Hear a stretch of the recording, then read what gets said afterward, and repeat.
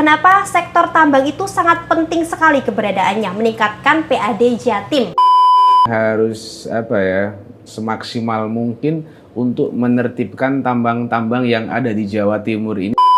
Jangan sampai tambang itu dibiarkan tanpa izin tapi beroperasi.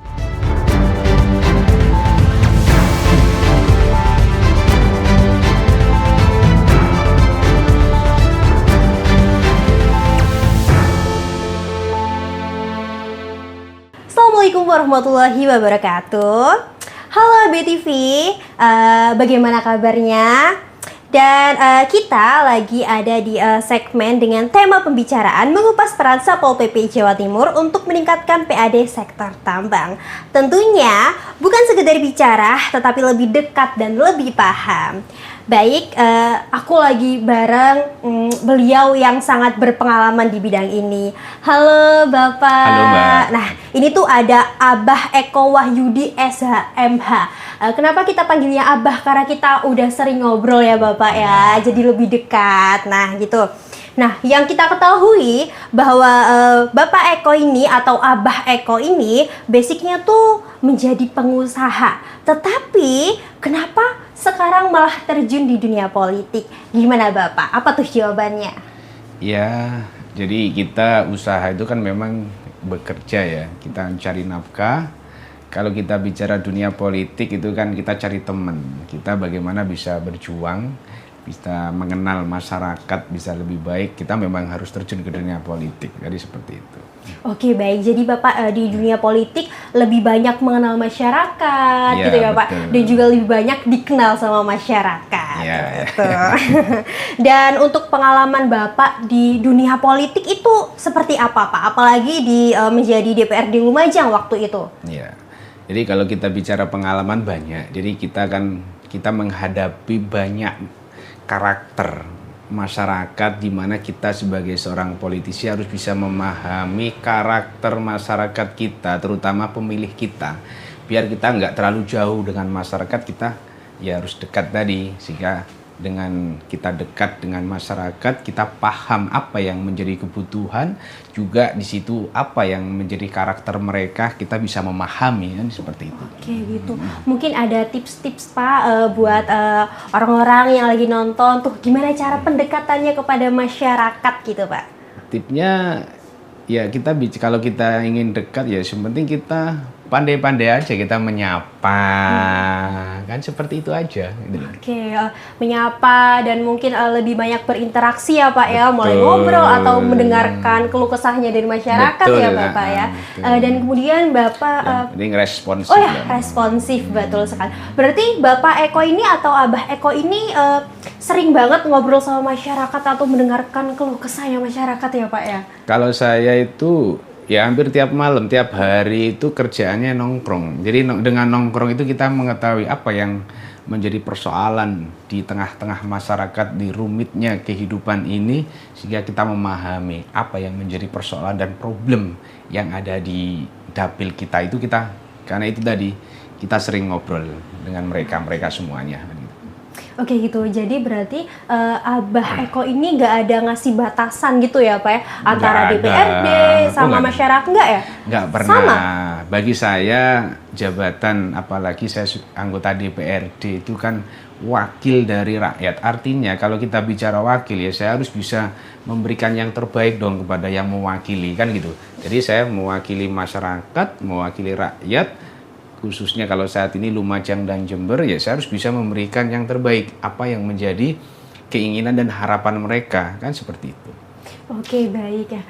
Kalau gitu nggak salah dong, berarti masyarakat tuh mencintai Abah Eko karena orangnya tuh sangat responsif sekali ya Abah ya. Ya. Dan tentunya sangat-sangat mendengarkan keluh kesah dari masyarakat. Ya.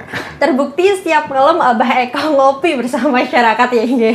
Ya gitu, itu memang harus kita lakukan. Itu tadi kan cara-cara kita untuk dekat dengan mereka. Jadi kita tidak bisa pada saat pemilu kita datang ke mereka, kita cari mereka untuk memilih kita. Tapi pada saat kita terpilih dan mewakili mereka, kita harus juga tetap dekat dengan mereka. Kita punya slogan ya, Abaiko dekat di hati. Nah, slogan itu tidak hanya sebatas slogan, tapi memang betul-betul bagaimana saya menciptakan saya harus dekat dengan mereka semuanya. Oke, gitu. Dan terbukti juga kalau emang Abah Eko selalu ada di hatinya masyarakat. Nah, ngomong-ngomong tadi kan kita udah bahas tentang properti ya. Bapak tuh ada di bidang pengusaha properti. Boleh dijelasin nggak Pak? Dulu sebelum awal bentuk pengusaha properti ini, apa dulu yang Bapak jalani? Ya, saya itu pernah kerja di peternakan. Jadi saya itu pernah membuat kandang ayam petelur. Jadi di bidang unggas saya pernah. Jadi dan juga ini yang lagi saat ini juga di properti ini. Oke, dan tentunya juga berarti Bapak tuh mencoba segala hal gitu ya Pak, mencoba segala pengalaman dan akhirnya menempatkan diri menjadi politisi, bisa dibilang gitu ya Pak ya? Bukan kita menempatkan, kita kebetulan aja. Jadi kebetulan pada saat itu saya memang ada di organisasi KNU-an. Jadi saya sebagai anggota Komandan Banser ya di Kecamatan Sukodono saya waktu itu. Jadi saya berpolitik ini sejak 2008 ya, berdirinya PKNU pada saat itu. Saya diminta oleh kawan-kawan, sahabat-sahabat saya di Ansor untuk mencalonkan diri. Kalau kita bicara modal, sebetulnya saya nggak punya modal. Tapi dengan segala tekad saya, dengan segala tekad dan doa istri, anak, alhamdulillah, doa keluarga semuanya, saya terpilih yang pertama kali 2009 jadi anggota Dewan, mewakili masyarakat di Sukodono, Lumajang. Berarti untuk langkah pertama itu bukan atas kemauan Bapak sendiri, tetapi rekan-rekan dan juga masyarakat gitu ya Pak ya? Jadi memang sahabat-sahabat saya di Ansor pada saat itu memang banyak yang mensupport dan mendukung saya untuk mencalonkan diri sebagai anggota DPRD pada saat itu dari Partai Kebangkitan Nasional Ulama pada saat itu saya. Dan juga Bapak telah bisa dibilang menjadi pemimpin yang baik untuk masyarakat, mendengarkan keluh kesahnya dan juga menemani masyarakat bukan pas akan mencoblos juga. Dan sekarang juga tetap menemani masyarakat. Ya, betul. Nah, ya harus dong. Kita harus gitu ya Bapak? Ya, kita kan sebagai wakil rakyat, namanya wakil ya. Kita harus tetap namanya kita wakil ya harus memang bisa memberikan yang terbaik kepada mereka yang mewakilkan kan. Mereka mewakilkan suaranya untuk kita, membawa aspirasi mereka kan gitu. Dan mungkin sebagai pemimpin Bapak juga menjadi mewadahi keluh kesah atau aspirasi-aspirasi dari masyarakat, betul nggak Bapak? Iya betul. Ya itu kan memang salah satu tugasnya anggota Dewan kan seperti itu. Kan. Dan kita akan memasuki ini obrolan topik yang sangat-sangat luar biasa. Aku juga kepo nih Pak. Yeah. Kan ada banyak wilayah. Iya, aku juga kepo. Bahasa gaulnya Bapak ya. Soalnya Abah ini ngobrolnya sama anak Gen Z. Gitu dah. Sama anak Gen Z. Jadi kebawalah bahasa-bahasa gaulnya gitu. Kan ada banyak wilayah yang punya potensi tambang, tetapi kesejahteraannya itu rendah. Nah, aku tuh punya pertanyaan untuk Abah. Kenapa sektor tambang itu sangat penting sekali keberadaannya meningkatkan PAD Jatim? Ya, tentunya kalau kita bicara tambang ya, kita memang kalau kita secara pengelolaannya diolah betul, itu kan ya bagus lah. Jadi memang sangat penting banget ya. Kalau memang itu dikelola betul, kan itu tadi. Kalau semuanya dikelola dengan baik, pasti akan baik juga hasilnya. Dan itu juga nanti dampaknya akan juga untuk kesejahteraan masyarakat juga terkait dengan peningkatan PAD yang ada di Provinsi Jatim nantinya kan. Oke, gitu ya. Berarti sangat penting sekali keberadaannya ya Bang ya. Oke. Dan mungkin ada pertanyaan selanjutnya ini. Bagaimana sih peran Satpol PP dalam penegak dan pengawasan sektor tambang di wilayah Jawa Timur? Kalau saya melihat saat ini peran Satpol PP yang saat ini ya. Jadi kalau saya perhatikan, kebetulan saya juga masih baru di Komisi A. Jadi kalau saya perhatikan, jadi Satpol PP ini di pemerintahan Provinsi Jawa Timur ini kurang maksimal. Tentunya saya juga berharap pada kesempatan ini, saya berharap kepada Satpol PP yang ada di Jawa Timur, karena bagaimanapun harus tunjukkanlah sebagai aparat penegak perda yang ada di Jawa Timur, bagaimana pertambangan yang ada di Jawa Timur ini, supaya dampak dari kegiatan ini supaya bisa meningkatkan PAD itu bagaimana. Saya berharap kepada Satpol PP yang ada bisa memaksimalkan kinerjanya. Jadi harapan saya seperti itu. Dan mungkin para Satpol PP di Jawa Timur bisa mendengarkan Ya, mudah-mudahan. Abah gitu ya. Ya, mudah-mudahan. Karena itu sangat penting Abah Ya, gitu. betul. Dan selanjutnya kita akan ngobrol tentang seberapa kuat peran Satpol PP terhadap penegakan sektor tambang, terutama bagi pelaku sektor tambang yang tidak tertib pada regulasi pemerintah. Gimana tuh Abah? Nah, makanya, jadi dalam hal ini Satpol PP ini harus tegas. Jadi pada mereka, terutamanya mereka yang tidak mengantongi izin, kan ini kan tugasnya Satpol PP Iya, dalam betul. untuk menegakkan perda yang ada di Jawa Timur. Kan kita ada punya perda, punya pergub. Lah inilah yang harus ditegakkan kan oleh Satpol PP. Ini bagian daripada peran Satpol PP. Karena disitulah dengan penegakan yang maksimal, akan di situ juga akan dirahinah untuk peningkatan PAD tersebut kan seperti itu. Oke gitu.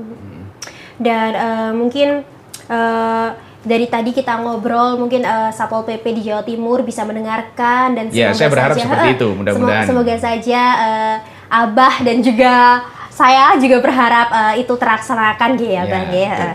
Dan selanjutnya mungkin ada tantangan terbesar nggak sih buat Abah gitu?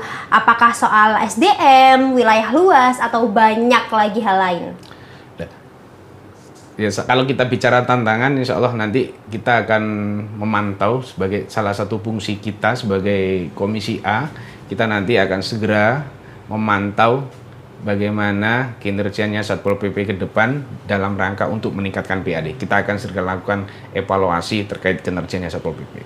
Oke, ngomong-ngomong nih soal pemantauan, berarti Abah itu tugasnya untuk mengawasi, nggih? Mengawasi kinerjanya Satpol PP, betul, dan betul. juga mendengarkan aspirasi dari masyarakat. Betul. Gitu. Kebetulan Satpol PP ini kan mitranya Komisi A. Gitu. Jadi itu salah satu fungsi kita untuk pengawasan tadi kan seperti itu. Baik, Abah Eko. Nah, dari tadi kita udah ngobrol panjang dan ini ada pertanyaan ini dari aku sendiri nih ya, Abah Eko. Yeah. Aku kepo banget. Nah, katanya Satpol PP itu sekarang nggak cuma nindak tapi juga mendampingi penambang ilegal biar mau ngurus surat izin. Apa benar ya, Abah Eko? Ya memang itu juga langkah yang harus dilakukan Satpol PP, karena bagaimanapun kalau kita hanya fokus pada penindakan kan kasihan. Itu juga ada bagian daripada masyarakat Jawa Timur. Artinya kita harus bisa memberikan masukan dan juga jalan keluar. Jangan sampai hanya sebatas tindakan tapi tidak memberikan solusi. Jadi memang harus seperti itu. Harus mendampingi ya, gitu ya. Berarti. Paling tidak ya seperti itulah. Jadi pendampingan ataupun dengan cara-cara yang lain Satpol PP tidak hanya dengan tindakan tetapi memberikan solusi.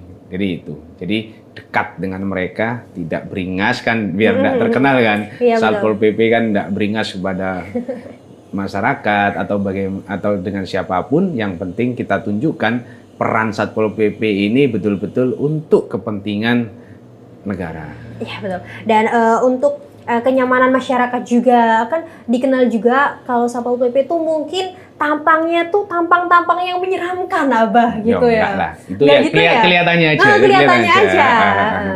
Tetapi hatinya lembut untuk menolong masyarakat Betul, gitu.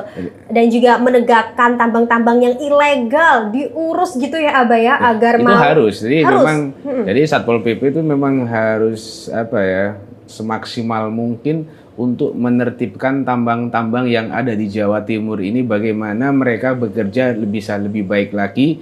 Jadi mereka juga tenang, nyaman dalam mencari rezeki, mereka bekerja dengan baik. Jadi tidak diuber-uber terkait dengan perizinan yang belum diurus. Jadi paling tidak Satpol PP ini juga harus bisa memberikan solusi.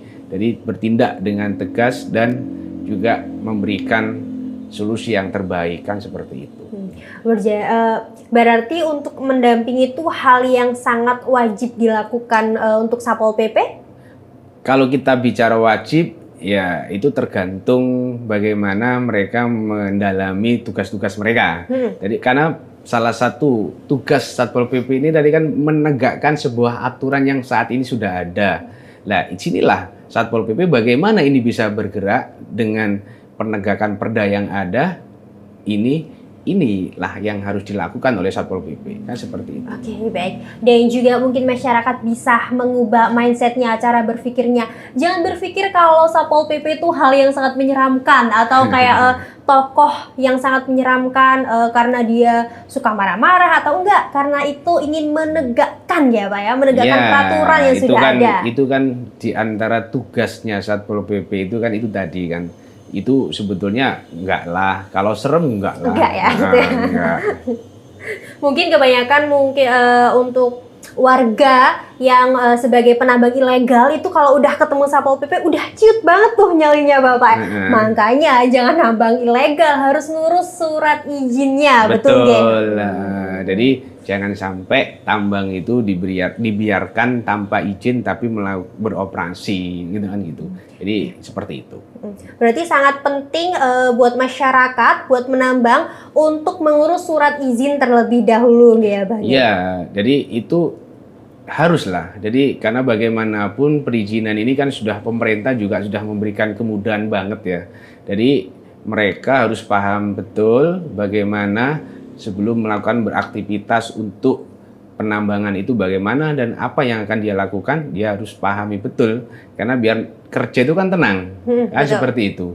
Karena pemerintah sudah memberikan sangat kemudahan untuk masyarakat yang mau menambang ataupun berinvestasi di dunia di sektor pertambangan ini, bagaimana mereka bisa bekerja dengan lebih baik, kan seperti itu. Iya betul banget. Dan kelihatan kalau Abah Eko tuh banyak banget pengalamannya tentang penambangan ya gitu. Enggak lah. Dan tentunya mungkin untuk masyarakat yang ingin terjun di dunia penambangan harus memahami dulu konsekuensinya apa, mungkin hal-hal yang harus dilakukan. Yang paling penting itu harus dapat surat izinnya terlebih dahulu agar kerjanya aman dan juga kerjanya lancar. Betul. Jadi betul, memang seperti itu. Dan mungkin Abah ada yang mau diobrolin nggak untuk para penambang ilegal? Ada nggak Abah?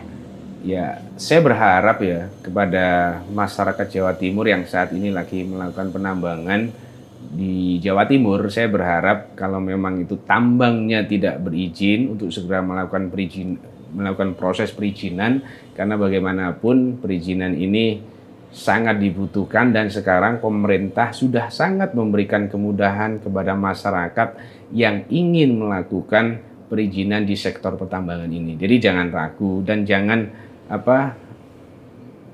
sampai males untuk ngurus izin, karena bagaimanapun ini sangat penting dan sangat dibutuhkan. Betul, itu berarti hal yang wajib yang nomor satu harus dilakukan oleh penambang. Ya, betul. Betul. Dan juga mungkin kalau kalian para penambang yang ada di Jawa Timur, kalau kalian mengikuti peraturan dan itu kita akan dilindungi oleh pemerintah, betul nggak Pak? Betul, iya. Betul. Dan mungkin nanti kalau ada hambatan apa bisa langsung minta tolong kepada Satpol PP yang akan direspon, nggih, Abah? Iya.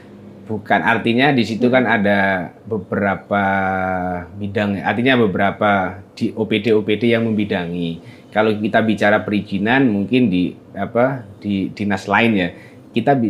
Yang kita ini kan bicara Satpol PP-nya ini loh. Jadi tugas dan perannya Satpol PP untuk meningkatkan PAD ini harus lebih dimaksimalkan lagi kan seperti itu. Itu harapan saya seperti itu aja. Oke, dari tadi kita udah ngobrolin tentang hal yang harus dilakukan oleh penambang ilegal agar bekerjanya lebih aman dan juga lebih lancar gitu. Nah, mungkin dari Satpol PP sendiri ada kendala apa tuh waktu melakukan atau menindak tegas penambang ilegal? Kalau kita bicara kendala secara teknis kita kurang memahami, tapi ini saya sebagai wakil dari masyarakat ya, paling tidak saya sebagai anggota DPRD di Komisi A, saya berharap kepada Satpol PP yang ada saat ini yang lagi bertugas di Jawa Timur itu lebih maksimalkan lagi. Bukan berarti Satpol PP saat ini tidak bekerja ya, tapi lebih maksimalkan lagi untuk penertiban di sektor tambang ini lebih maksimal lagi, biar bagaimanapun banyak sektor tambang yang ada di Jawa Timur ini, contoh di Banyuwangi itu banyak ya tambang-tambang ilegal ya, maupun di daerah Lumajang itu banyak tambang-tambang yang tidak berizin. Lah inilah Satpol PP bagaimana harus hadir, karena bagaimanapun kita juga di situ juga punya kepentingan untuk meningkatkan PAD tersebut kan seperti itu. Ya, mungkin ada langkah-langkah apa yang harus dilakukan oleh Satpol PP agar PAD-nya tuh meningkat, Abah? Ya itu tadi, langkahnya ya tertibkan. Tertibkan, itu aja langkahnya, yaitu harus tegas. Jadi ya, tegas bukan berarti apa ya, kita kasar kepada mereka, tetapi tegas bisa memberikan pemahaman kalau tambangnya ilegal itu ya harus ditertibkan kan seperti itu. Jadi harus tegas Satpol PP, harus berani kan seperti itu. Betul. Berani bukan berarti kasar ya. Ya, janganlah. Dan juga kalau, tegas juga berarti. Jangan sampai kasar dengan masyarakatnya sendiri, tapi paling tidak kan harus dengan dengan cara-cara yang lebih baik kan seperti itu. Baik, mungkin kita juga berharap agar Satpol PP di Jawa Timur cepat dan tanggap menangani warga yang menjadi penambang ilegal di Jawa Timur ya Abah ya. Betul. Dan mungkin Abah ada yang mau disampaikan kepada masyarakat nih, kan banyak banget nih masyarakat yang mungkin punya kendala di dalam bidang penambangan gitu. Saya berharap kalau kita bicara kendala, pemerintah sebetulnya saat ini sudah memberikan kemudahan. Tidak ada kendala sebetulnya. Kalau kita bicara kendala lah ya. Karena yang saya pahami, yang saya ketahui, pemerintah itu sudah sangat memberikan kemudahan banget. Kebetulan mungkin ya masyarakatnya inilah yang malas ngurus izinnya kan seperti itu. Jadi nggak ada kendala sebetulnya kan seperti itu. Dan itu mungkin menjadi poin pentingnya di dalam pembicaraan kita kali ini. Kalau masyarakat itu tidak boleh malas untuk mengurus surat izin dan lain-lainnya ya Bang. Ya saya berharap kepada siapapun yang melakukan usaha sektor pertambangan ini, jadi kepada masyarakat baik yang sudah beraktivitas maupun yang mau beraktivitas, saya berharap ya untuk segera melakukan dan mengurus perizinan tersebut, sehingga bagaimanapun kita sebagai mitra Komisi A ya Satpol PP, kebetulan saya berharap Satpol PP juga bisa bekerja lebih baik lagi kan seperti itu. Oke, baik, sebagai warga negara yang baik kita harus menaati peraturan yang sudah ada gitu ya Abah ya. Ya betul, ya haruslah. Betul. Harus seperti itu.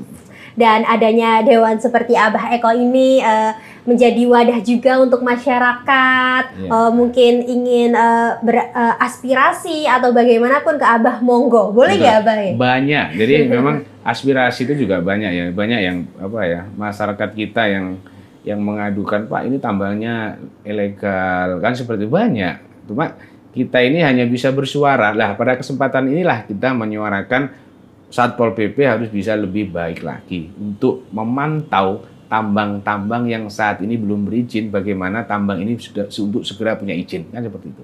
Oke, berarti Abah tuh bisa dibilang tugasnya menjadi jembatan gitu ya antara masyarakat dan juga pemerintahan, betul nggak? Lah, namanya kan wakil rakyat. Betul sekali. Paling tidak harus bisa mewakili mereka, menyuarakan apa yang menjadi aspirasi mereka kan seperti itu. Nah Abah, dari tadi kita udah ngobrolin tentang kenapa sektor tambang itu sangat penting dan banyak lagi. Nah tentunya ada pertanyaan, apa ada kolaborasi dari pihak Satpol PP dan pihak lain untuk menangani beberapa kasus di Jawa Timur? Nah, tentunya memang harus. Jadi Satpol PP ini kalau bekerja sendiri juga nggak mungkin mampu, jadi memang harus berkolaborasi dan berkoordinasi, kolaborasi dengan bisa bekerja sama dengan APH dan juga mungkin melibatkan dinas-dinas yang lain. Jadi berkoordinasi memang harus dilakukan, karena untuk bekerja sendiri itu sesuatu yang sangat susah. Jadi memang harus berkoordinasi dan komunikasi dengan dinas-dinas lain maupun aparat-aparat penegak hukum yang ada saat ini. Itu memang harus dilakukan. Jadi biar hasilnya lebih maksimal lagi, kan seperti itu. Iya betul, berarti emang kolaborasi itu sangat wajib untuk dilakukan gitu ya Abah ya, agar hasilnya memang, lebih baik. Iya, wajib banget lah. Jadi Satpol PP wajib harus berkoordinasi, komunikasi dengan dinas-dinas yang lain ataupun aparat penegak hukum yang ada saat ini, wajib harus berkoordinasi, gitu loh. Karena itu tadi untuk bisa lebih maksimal lagi bagaimana dekat dengan mereka ini tidak hanya sebatas tindakan tetapi juga pendekatan tadi. Itu yang sangat saya harapkan seperti itu dari Satpol PP. Jadi bukan hanya sebatas tindakan tapi pendekatan. Itu yang sangat saya harapkan. Jadi biar masyarakat tahu, kasihan kalau masyarakat baru memulai bekerja tidak ada izinnya, nanti dari sudah nggak nyaman kan, kalau bekerja tanpa izin itu kan sudah nggak nyaman. Tapi bagaimana pemerintah Jawa Timur ini hadir memberikan pemahaman kepada mereka untuk segera mengurus izin, kan seperti itu. Ya, baik. Terima kasih dan mungkin dari tadi obrolan kita menjadi wadah juga untuk masyarakat ya. Betul. Agar lebih bisa dibilang untuk lebih berani memberikan aspirasi kepada Dewan dan juga Satpol PP yang lainnya. Betul. Nah, Abah, dari tadi kita udah ngomongin tentang kendala dan langkah-langkah apa yang harus dilakukan. Nah, aku tuh masih kepo banget ya, Abah ya. Ada nggak sih kendala-kendala lain yang mungkin dihadapi sehingga pengawasan belum semaksimal mungkin? Apa tuh, Abah? Ya, kita sangat memahami betul ya. Mungkin dari Satpol PP sendiri mungkin ada juga mungkin ya, karena kita belum bisa melihat ya, belum bisa membaca. Mungkin ada juga mungkin karena keterbatasan anggaran mungkin ya. Jadi mungkin kita nanti sebagai mitra Komisi A selaku mitra selaku mitranya Satpol PP ya. Jadi mungkin nanti kita melakukan rapat, kita dengar pendapat dengan Satpol PP, apa yang menjadi kendala. Kita tanyakan nanti apa yang menjadi kendala-kendala sehingga pengawasan kepada tambang-tambang ilegal ini kurang maksimal. Kalau saya bicara mungkin kurangnya anggaran mungkin ya. Tapi itu jangan dijadikan sebuah alasan. Kalau bicara anggaran, kita kurang anggaran. Semuanya akan kurang kan gitu. Jadi paling tidak kalau bicara kurang anggaran jangan dijadikan sebuah alasan sehingga pengawasannya kurang maksimal. Kalau kita bicara kurang terus akhirnya ya kita kerjanya juga nggak maksimal kan seperti itu. Oke, baik, mungkin yang tadi kita obrolin adalah kendala yaitu anggaran ya. Yeah. Dan itu juga, mungkin salah satunya itu. Tapi jangan dijadikan sebuah alasan gitu, untuk kerja yang lebih maksimal lagi. Itu jangan dijadikan alasan. Itu mungkin kan seperti itu. Anggarannya mungkin kurang kan seperti itu. Tapi jangan dijadikan sebuah alasan sehingga pengawasannya kurang maksimal. Kalau saya melihat memang kurang maksimal kan. Tetapi itu tadi jangan dijadikan sebuah alasan karena keterbatasan anggaran. Bagaimanapun kita bekerja, kita harus lebih baik dan lebih maksimal lagi kan seperti itu. Kan seperti itu. Ya, baik, betul. Dan Abah Eko juga mendampingi Satpol PP agar kerjanya lebih maksimal gitu ya. Betul. Dan lebih masyarakat melihat Satpol PP itu dengan tindakan yang sangat luar biasa. Mungkin tanpa ada rasa takut seperti yang kita obrolin dari tadi ya, Abah ya. Betul.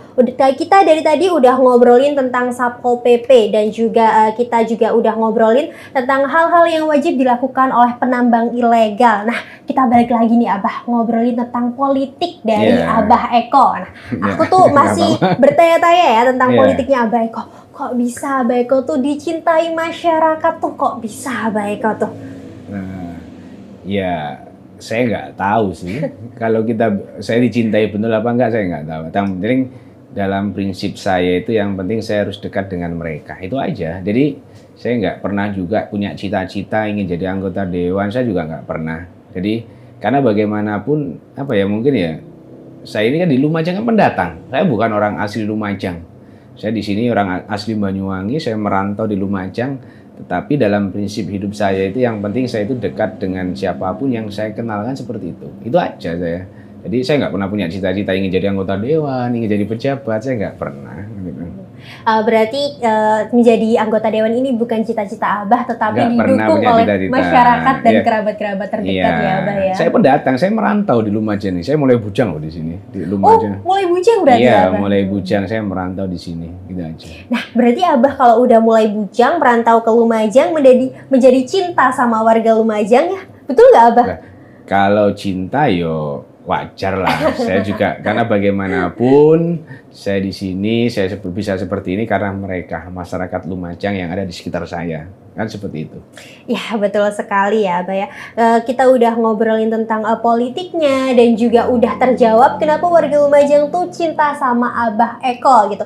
Ya karena beliau juga tegas gitu, memberikan memberikan wadah untuk aspirasi-aspirasi masyarakat. Betul nggak Abah?